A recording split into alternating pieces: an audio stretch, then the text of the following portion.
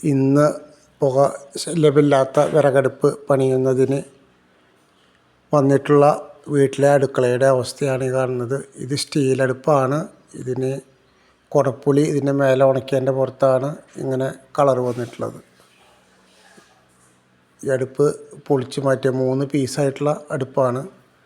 ഇത് പൊളിച്ചു മാറ്റാനാണ് ഇപ്പോൾ ഞങ്ങൾ ചെയ്യുന്നത്. ഇതിൻ്റെ സൈഡിലെ ടൈൽസൊക്കെ കരി പിടിച്ചിട്ട് അതിൻ്റെ ഡിസൈനൊന്നും കാണാൻ കഴിയുന്നില്ല.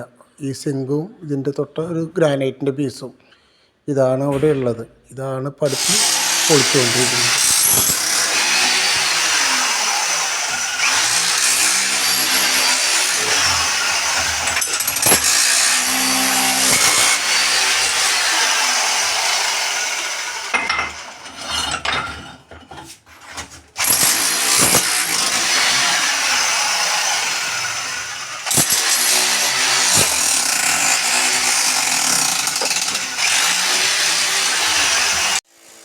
പഴയ അടുപ്പുകൾ പൊളിച്ചെടുക്കുമ്പോൾ ഇതിൻ്റെ സൈഡിലെ ടൈൽസ് കേടുവരാതെ എടുക്കുക എന്നുള്ളത് വളരെ ബുദ്ധിമുട്ടുള്ള ഒരു കാര്യമാണ്.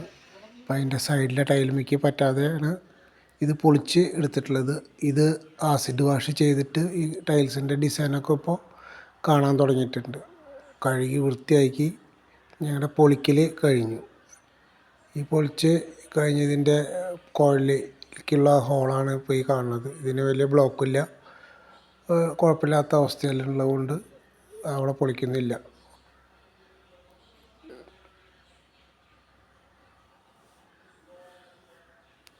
ഇവിടെ 8, 10, 6 ഈ അടുപ്പാണ് ഇവിടെ ചെയ്തിട്ടുള്ളത്.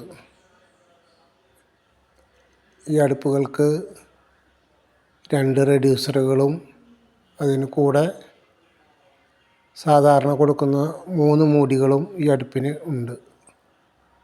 8, 10, 6 ഈ സൈസാണ് ഇവിടെ ചെയ്തിട്ടുള്ളത്. ഇതിൻ്റെ ടൈൽസിൻ്റെയൊക്കെ കളറ് നല്ല രീതിയിൽ കിട്ടിയിട്ടുണ്ട്. ഡിസൈനൊക്കെ കാണാൻ പറ്റുന്നുണ്ട്. ഇപ്പോൾ കരി പിടിച്ചതൊക്കെ തുടച്ച് വൃത്തിയാക്കി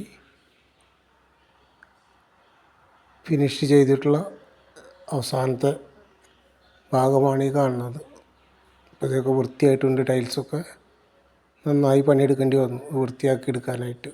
കുടപ്പുളിയുടെ കറയും പുകയും എല്ലാം പിടിച്ചിട്ടുണ്ടായിരുന്നു. ഇതിൻ്റെ പുറത്ത് പൈപ്പ് ബോക്സ് ഞങ്ങൾ മാറ്റുന്നില്ല. ഇത് ഇവർ കുറച്ച് മുമ്പ് റിപ്പയർ ചെയ്ത് പൈപ്പ് മാറ്റിയിട്ടുണ്ടായിരുന്നതാണ് അടിഭാഗത്ത്. മുകളിലേക്കുള്ള പൈപ്പ് കംപ്ലൈൻ്റ് ഉണ്ടായിരുന്നു. അത് ഇവിടുന്ന് വിട്ട് മുകളിലേക്ക് പൈപ്പ് മാറ്റി ബെൻഡ് പഴയത് തന്നെയാണ് വെച്ചിരിക്കുന്നത്. അത് ചെറുതായിട്ട് പൊട്ടിയിട്ടുണ്ടെങ്കിലും കുഴപ്പമില്ല, അത് കേടുവരുമ്പോൾ മാറ്റാമെന്നാണ് പറഞ്ഞിരിക്കുന്നത്. അപ്പോൾ ഇങ്ങനെയുള്ള അടുപ്പുകൾ വേണമെന്നുണ്ടെങ്കിൽ ഞങ്ങളുമായിട്ട് ബന്ധപ്പെടുക.